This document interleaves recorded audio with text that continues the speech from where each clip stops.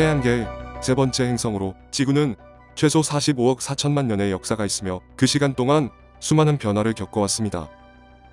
지구에 대해 몰랐던 신기하고 놀라운 사실들, 두 번째 이야기 시작합니다.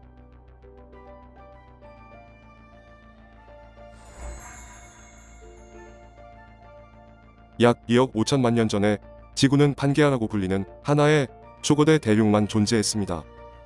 5천만 년 후에 판게아는 갈라지기 시작했으며 그 결과 두 개의 새로운 대륙, 곤드와나와 로라시아로 분리되었습니다. 곤드와나는 오늘날의 아프리카, 남아메리카, 오스트레일리아, 남극 대륙, 인도의 남반구 대륙으로, 로라시아는 북반구의 북아메리카, 유라시아 대륙들로 분화되었습니다. 현재 지구의 대륙들은 연평균 1에서 10cm씩 이동하고 있습니다. 이동 속도가 가장 빠른 대륙판은 태평양판으로 연간 약 7에서 10cm씩 북서쪽으로 이동하고 있으며, 우리나라가 있는 유라시아판은 연간 약 2에서 3cm씩 동쪽으로 이동하고 있습니다. 참고로 한반도가 있는 위치는 유라시아판 동쪽 가장자리에 위치해 있습니다. 이 위치는 유라시아판, 태평양판, 필리핀해판 세 개의 대륙판이 만나는 곳과 근접해 있어 지진으로부터 결코 안전한 곳이 아닙니다. 지구 전체의 바닷물 양은 약 1.35 곱하기 10의 21승리터로 추정됩니다. 그런데 만약 바닷물이 모두 증발한다면 바닷물에 녹아있는 소금의 양은 얼마나 될까요? 자료가 없어 인공위에게 물어보니 갑자기 인공위가 계산을 시작합니다.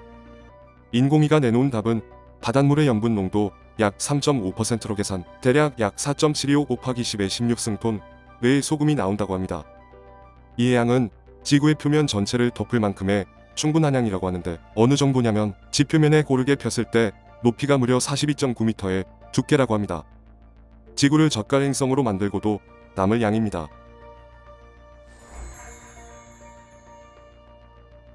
지구의 중력은 균일하지 않습니다. 예를 들어 히말라야에서는 평평한 곳에서보다 중력이 더 강한데, 지각의 밀도와 성분 그리고 두께 등에 따라 차이가 나는 것입니다. 이러한 차이를 중력 변칙이라 하는데, 지구의 중력을 시각화한 데이터를 보면 지구는 찌그러진 감자와 같은 모습을 하고 있습니다.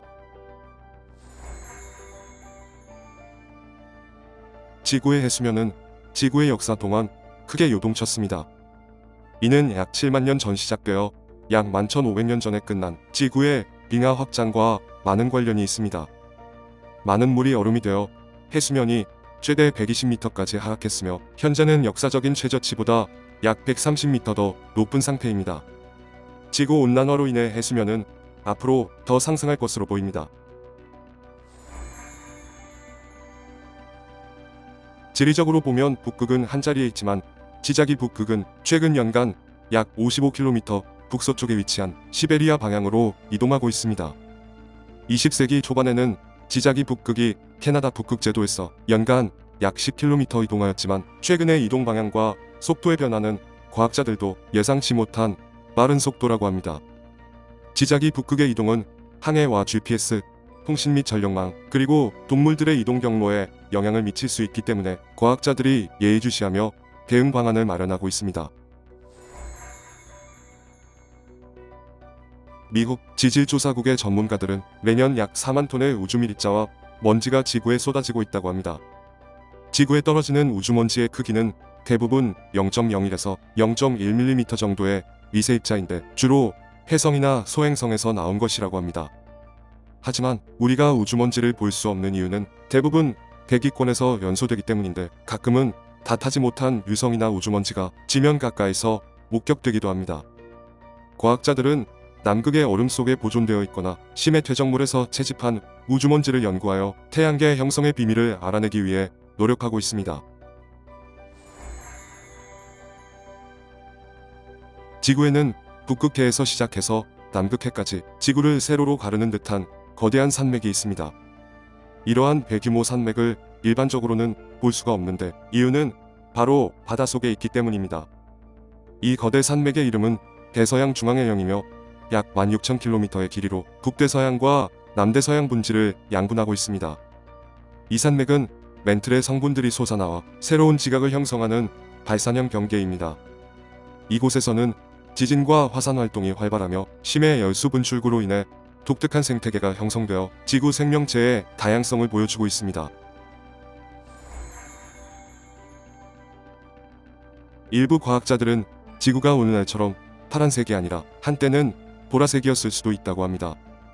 나사 우주생물학에 따르면 고대 생명 형태는 비타민 A의 성분인 레티날이라는 보라색 색소 분자를 사용하여 태양광에서 대사에너지를 만들었을 것으로 예상하고 있습니다. 높은 염도의 환경에서 서식하는 할로박테리움 등은 레티날과 같은 박테리오로푸신을 사용하여 초기 광합성과 에너지 변환 등 생명 진화 과정에서 중요한 역할을 했을 것으로 보이며, 초기 지구에서 이들 고미생물들이 번성했다면 지구는 보라색으로 보였을 거라고 합니다.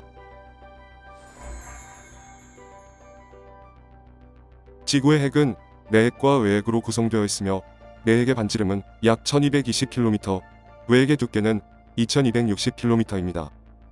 지구 전체 부피의 약 15%를 차지하고 있으며 내핵과 외핵을 포함한 반지름은 3480km로 달의 반지름 약 1737km보다 크다고 합니다.